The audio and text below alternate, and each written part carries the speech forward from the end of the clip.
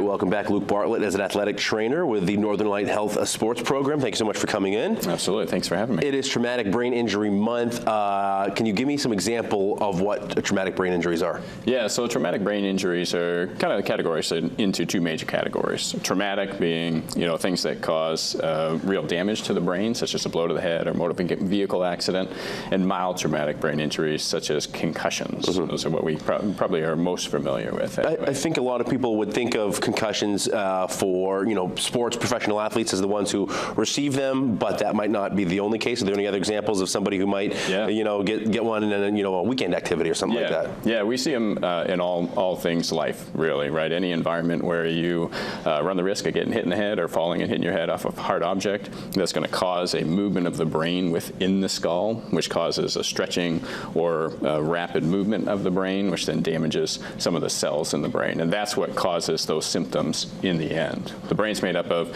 over 100 billion cells, and it's an amazing structure, right? It has the ability to kind of reroute those neural pathways or establish new pathways to get the signals where they need to go. But there's some mounting evidence now that new pathway that's established could, once the brain is fully healed, stay in the new pathway instead of reverting back to the old pathway, which then may be causing some of those prolonged symptoms that we see with individuals. So what are some ways that you can prevent against these things, protect yourself? Yeah, I think one thing I want to mention is that not every hit or blow to the head or fall causes a concussion, and not every symptom that we associate with concussions is correlated to a concussion, right? Everybody in everyday life has any number of the symptoms that could be present with a concussion anyway. But in terms of prevention, helmets are probably the thing that people are most familiar with. There's other concussion prevention equipment out there, but there's no silver bullet. There's no one thing that's going to prevent concussions wholesale. Some of the most important things that we as athletic trainers do is to try to ensure that the training happens in an appropriate manner. So we start early, we make sure equipment's fit appropriately to the individual, and then we always go back to three key things: hydration, good nutrition, and sleep. Those are the three biggest things that I always impress on the student athletes and individuals that I work with. Well, interesting stuff. It's also National Athletic Training Month. You talk about trying to impress on those student athletes. What are some ways athletic trainers play a role in these types of injuries? Yeah, you're right. March is National Athletic Trainers Month.